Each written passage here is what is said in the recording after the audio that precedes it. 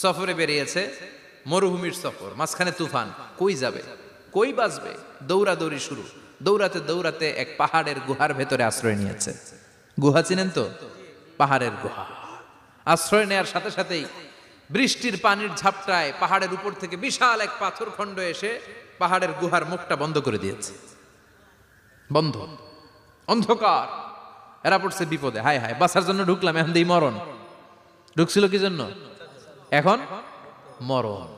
বিশাল পাথরের খণ্ড এসে গুহার রাস্তাটা বন্ধ করে দিয়েছে। তিনজন গায়ে যত শক্তি ছিল ধাক্কায়ও পাথর সরাইতে পারে না। হায় হায়, অক্সিজেন ভিতরে যা আছে আধা ঘন্টা শেষ হয়ে যাবে। কি করে বাঁচবো? বাঁচার উপায় নাই। চিল্লা ফাল্লা শুরু হয়ে গেল, কান্নাকাটি শুরু। একজন বলে, তোমাদের জীবনে কার কি ন্যাক আমল আছে, যেই ন্যাক আমলটা আল্লাহর ভয়ে করছিল ওইটার ওসিলা দিয়ে দোয়া করে দেখো কিছু হয় কিনা। সুবহানাল্লাহ কোন? এটাই উপায়। একজন হাঁটু গেড়ে চোখের পানি ছাড়া শুরু করছে আর দোয়া শুরু করছে, আল্লাহ আল্লাহুম্মা কানাত লি আবাওয়ান শাইখান কাবীরান। আল্লাহ, আমার বাবা মা ছিল বৃদ্ধ বৃদ্ধা, আমি পেশায় রাখাল, সারাদিন ছাগল চড়িয়ে রাত্রিবেলা দুধ আনতাম, সবার আগে আব্বা আম্মারে দিতাম, এরপরে আমার ছেলে মেয়ে, এরপরে স্ত্রী। একদিন গভীর রাতে এসে দেখি আব্বা আম্মা ঘুমায়। দুধের বাটি নিয়ে আব্বা আম্মার মাথার সামনে দাঁড়িয়ে রইলাম। ছেলে মেয়েগুলো আব্বা এসে বলে, আব্বা দুধ দাও। আমি বললাম পরে, আগে আব্বা আম্মা খাবে তারপরে তোরা। ছেলে মেয়েগুলো কান্না জুড়ে দিল, আমি দেই নাই। ফজর পর্যন্ত দাঁড়িয়ে রইলাম। ফজরের আগ দিয়ে আব্বা আম্মা ঘুম থেকে উঠে দেখে তো আমার অবাক, কিরে বাবা দাঁড়িয়ে কেন?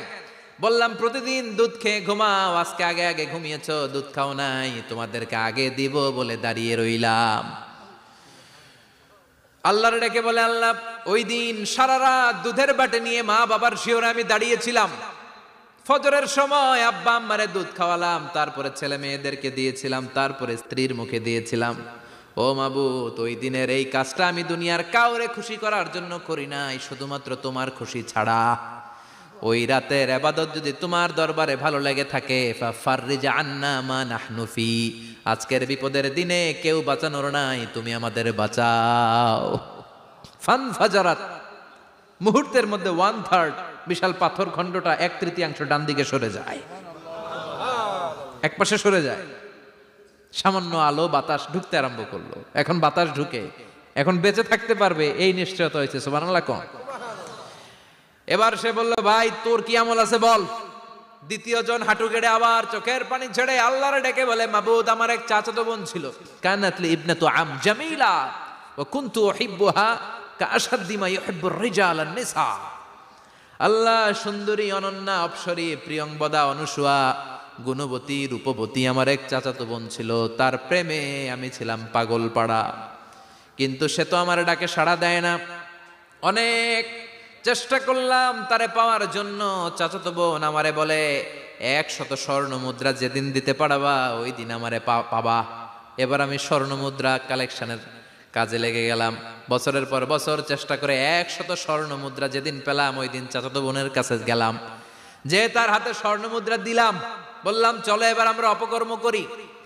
স্বর্ণ মুদ্রা পেয়ে সেও খুশি, আমিও খুশি। সে পাইছে স্বর্ণ, আমি পাইছি তারে।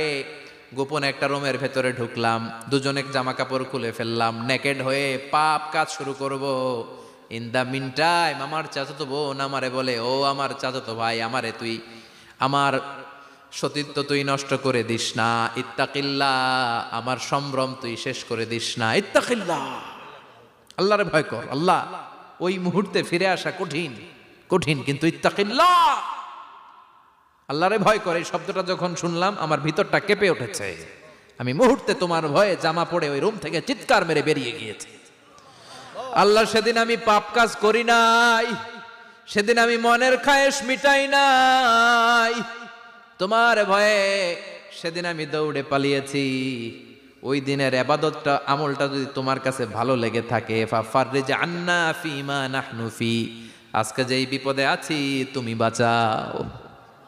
বলার সাথে সাথে 2/3 2/3 পাথরের খণ্ডটা আরো ডান দিকে সরে যায়।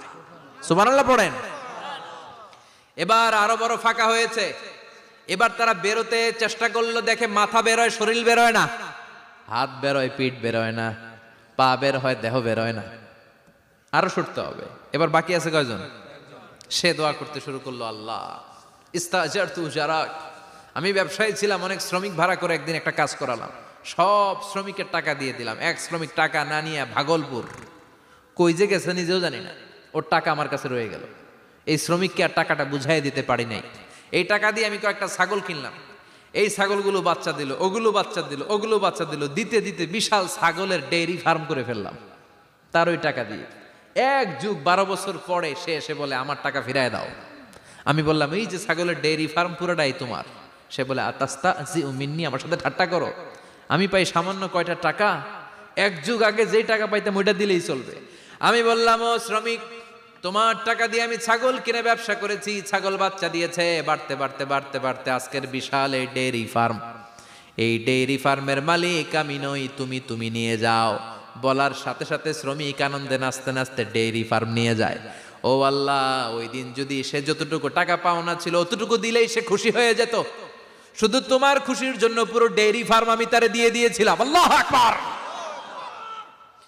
আল্লাহ, আজকের এই বিপদের দিনে আমার সেদিনের আমলটা যদি তোমার কাছে ভালো লাগে তুমি বাঁচাও। বলতে দেরি, মুহূর্তের মধ্যে বিশাল প্রকাণ্ড পাথর খণ্ডটা অন্যদিকে দৌড়ে চলে যায়। পাহাড়ের গুহা ওপেন, পাথর খণ্ড নাই। আল্লাহর শুকরিয়া আর তাকবীর দিতে দিতে 3 জন বের হয়ে যায়। সুবহানাল্লাহ পড়েন। সহিহ বুখারীর বর্ণনা, সহিহ হাদিস। নিজের এমন কোন নেক আমল যদি থাকে যে আমলটা শুধু আল্লাহর জন্য করেছিলাম, ওই নেক আমলের ওসিলা দিয়ে দোয়া করলে দোয়া কবুল করবে কে?